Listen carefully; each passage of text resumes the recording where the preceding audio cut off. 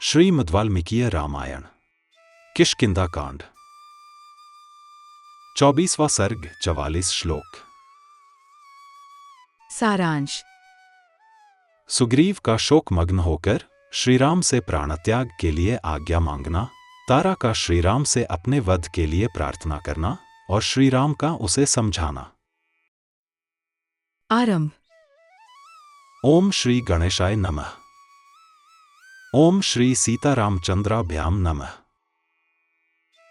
श्लोक 1 से 10। अत्यंत वेगशाली और दुसह शोक समुद्र में डूबी हुई तारा की ओर दृष्टिपात करके वाली के छोटे भाई वेगवान सुग्रीव को उस समय अपने भाई के वध से बड़ा संताप हुआ। उनके मुख पर आंसुओं की धारा बह चली। उनका मन खिन्न हो गया और वे भीतर ही भीतर कष्ट का अनुभव करते हुए अपने भृत्यों के साथ धीरे धीरे श्री रामचंद्र जी के पास गए, जिन्होंने धनुष ले रखा था, जिनमें धीरोदात्त नायक का स्वभाव विद्यमान था, जिनके बाण विषधर सर्प के समान भयंकर थे, जिनका प्रत्येक अंग सामुद्रिक शास्त्र के अनुसार उत्तम लक्षणों से लक्षित था तथा जो परम यशस्वी थे। वहां खड़े हुए उन श्री रघुनाथ जी के पास जाकर सुग्रीव इस प्रकार बोले। नरेंद्र, आपने जैसी प्रतिज्ञा की थी उसके अनुसार यह कार्य कर दिखाया। इस कर्म का राज्य लाभरूप फल भी प्रत्यक्ष ही है। किंतु राजकुमार, इससे मेरा जीवन निंदनीय हो गया है। अब मेरा मन सभी भोगों से निवृत्त हो गया है। श्री राम, राजा वाली के मारे जाने से ये महारानी तारा अत्यंत विलाप कर रही है। सारा नगर दुख से संतप्त होकर चीख रहा है तथा कुमार अंगद का जीवन भी संशय में पड़ गया है। इन सब कारणों से अब राज्य में मेरा मन नहीं लग रहा है। इक्ष्वाकु कुल के गौरव श्री रघुनाथ जी भाई ने मेरा बहुत अधिक तिरस्कार किया था, इसलिए क्रोध और अमर्ष के कारण पहले मैंने उसके वध के लिए अनुमति दे दी थी, परंतु अब वानर यूथपति वाली के मारे जाने पर मुझे बड़ा संताप हो रहा है। संभवतः जीवन भर यह संताप बना ही रहेगा।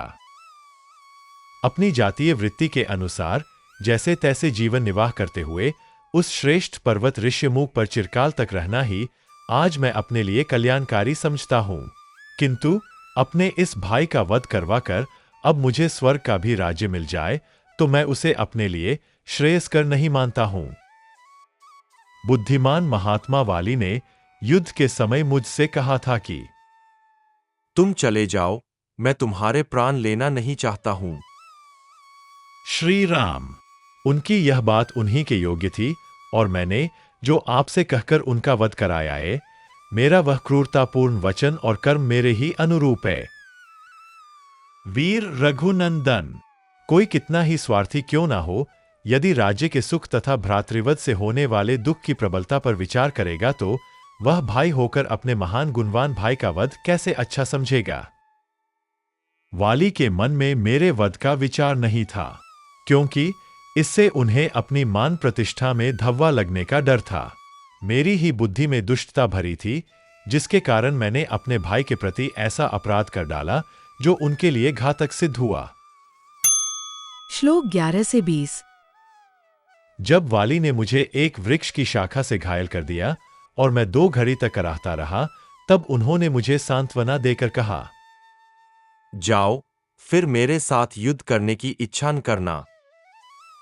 उन्होंने भ्रातृभाव, आर्यभाव और धर्म की भी रक्षा की है, परंतु मैंने केवल काम, क्रोध और वानरोचित चपलता का ही परिचय दिया है। मित्र, जैसे वृत्रासुर का वध करने से इंद्र पाप के भागी हुए थे, उसी प्रकार मैं भाई का वध करवाकर ऐसे पाप का भागी हुआ हूं जिसको करना तो दूर रहा, सोचना भी अनुचित है। श्रेष्ठ पुरुषों के लिए जो सर्वथा त्याज्य, अवांछनीय तथा देखने के भी अयोग्य है। इंद्र के पाप को तो पृथ्वी, जल, वृक्ष और स्त्रियों ने स्वेच्छा से ग्रहण कर लिया था, परंतु मुझ जैसे वानर के इस पाप को कौन लेना चाहेगा अथवा कौन ले सकेगा। रघुनाथ जी, अपने कुल का नाश करने वाला ऐसा पापपूर्ण कर्म करके मैं प्रजा के सम्मान का पात्र नहीं रहा। राज्य पाना तो दूर की बात है, मुझ में युवराज होने की भी योग्यता नहीं है। मैंने वह लोक निंदित पाप कर्म किया है जो नीच पुरुषों के योग्य तथा संपूर्ण जगत को हानि पहुंचाने वाला है। जैसे वर्षा के जल का प्रवाह नीची भूमि की ओर जाता है, उसी प्रकार यह भ्रातृवध जनित महान शोक सब ओर से मुझ पर ही आक्रमण कर रहा है। भाई का वध ही जिसके शरीर का पिछला भाग और पुच्छ है, तथा उससे होने वाला संताप ही जिसकी सूंड, नेत्र, मस्तक और दांत है, वह पापरूपी महान मदमत गजराज नदी तट की भांति मुझ पर ही आघात कर रहा है। नरेश्वर, रघुनंदन, मैंने जो दुस्सह पाप किया है, यह मेरे हृदय में स्थित सदाचार को भी नष्ट कर रहा है। ठीक उसी प्रकार जैसे आग में तपाया जाने वाला मलिन सुवर्ण अपने भीतर के मल को नष्ट कर देता है। रघुनाथ जी, मेरे ही कारण वाली का वध हुआ है, जिससे इस अंगद का भी शोक संताप बढ़ गया, और इसीलिए इन महाबली वानर यूथपतियों का समुदाय अधमरासा जान पड़ता है। वीरवर, सुजन और वश में रहने वाला पुत्र तो मिल सकता है, परंतु अंगद के समान पुत्र कहाँ मिलेगा, तथा ऐसा कोई देश नहीं है जहां मुझे अपने भाई का सामीप्य मिल सके। श्लोक 31 से 40। रघुनंदन, आप अप्रमेय अर्थात देश, काल और वस्तु की सीमा से रहित है। आपको पाना बहुत कठिन है। आप जितेंद्रिय तथा उत्तम धर्म का पालन करने वाले हैं। आपकी कीर्ति कभी नष्ट नहीं होती है। आप दूरदर्शी एवं पृथ्वी के समान क्षमाशील हैं। आपकी आंखें कुछ कुछ लाल हैं। आपके हाथ में धनुष और बाण शोभा पा रहे हैं। आपका बल महान है। आप सुदृढ़ शरीर से संपन्न हैं और मनुष्य शरीर से प्राप्त होने वाले लौकिक सुख का परित्याग करके भी दिव्य शरीर के ऐश्वर्य से युक्त है। आज मैं प्रार्थना करती हूँ कि आपने जिस बाण से मेरे प्रियतम पति का वध किया है, उसी बाण से आप मुझे भी मार डालिए। मैं मरकर उनके समीप चली जाऊंगी। वीर, मेरे बिना वाली कहीं भी सुखी नहीं रह सकेंगे। अमल कमल दल लोचन राम, स्वर्ग में जाकर भी जब वाली सब ओर दृष्टि डालने पर मुझे नहीं देखेंगे, तब उनका मन वहाँ कदापि नहीं लगेगा। नाना प्रकार के लाल फूलों से विभूषित चोटी धारण करने वाली तथा विचित्र वेशभूषा से मनोहर प्रतीत होने वाली स्वर्ग की अप्सराओं को वे कभी स्वीकार नहीं करेंगे। वीरवर, स्वर्ग में भी वाली मुझसे रहित शोक का अनुभव करेंगे और उनके शरीर की कांति फीकी पड़ जाएगी। वे उसी प्रकार दुखी रहेंगे जैसे गिरिराज ऋषिमुख के सुरमे तट प्रांत में विदेह नंदिनी सीता से रहित आप कष्ट का अनुभव करते हैं। स्त्री से रहित युवा पुरुष को जो कष्ट उठाना पड़ता है, उसे आप भली भांति जानते हैं। इस तत्व को समझकर आप मेरा वध करिए, जिससे वाली को मेरे विरह का दुख न भोगना पड़े। महाराज कुमार, आप महात्मा हैं, इसलिए यदि ऐसा चाहते हो कि मुझे स्त्री हत्या का पाप न लगे, तो यह वाली की आत्मा है, ऐसा समझकर मेरा वध कीजिए। इससे आपको स्त्री हत्या का पाप नहीं लगेगा। शास्त्र उक्त यज्ञ यागादि कर्मों में पति और पत्नी दोनों का संयुक्त अधिकार होता है। पत्नी को साथ लिए बिना पुरुष यज्ञ कर्म का अनुष्ठान नहीं कर सकता। इसके अतिरिक्त नाना प्रकार की वैदिक श्रुतियां भी पत्नी को पति का आधा शरीर बतलाती है। दूसरे स्त्रियों का अपने पति से अभिन्न होना सिद्ध होता है। आठ मुझे मारने से आपको स्त्रीवध का दोष नहीं लग सकता और वाली को स्त्री की प्राप्ति हो जाएगी, क्योंकि संसार में ज्ञानी पुरुषों की दृष्टि में स्त्री दान से बढ़कर दूसरा कोई दान नहीं है। वीर शिरोम ने, यदि धर्म की ओर दृष्टि रखते हुए आप भी मुझे मेरे प्रियतम वाली को समर्पित कर देंगे, तो इस दान के प्रभाव से मेरी हत्या करने पर भी आपको पाप नहीं लगेगा।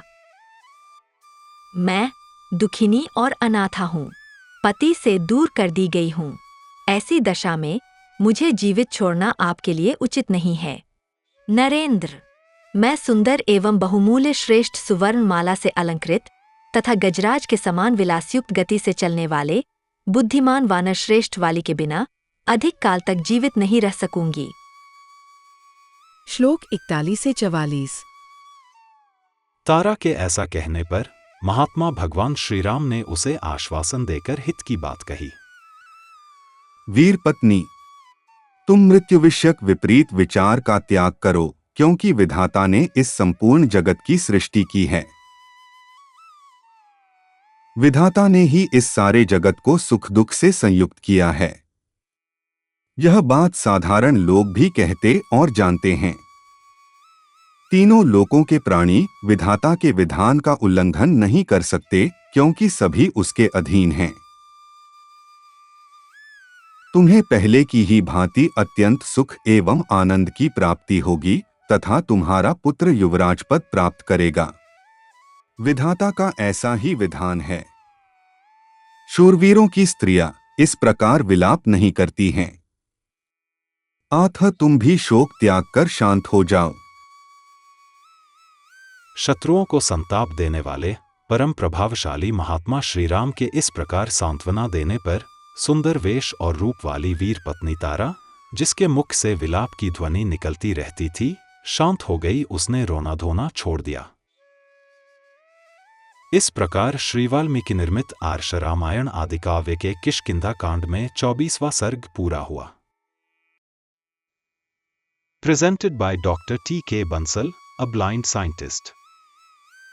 Please like and share this video, and don't forget to subscribe my channel. Jai Shri Ram.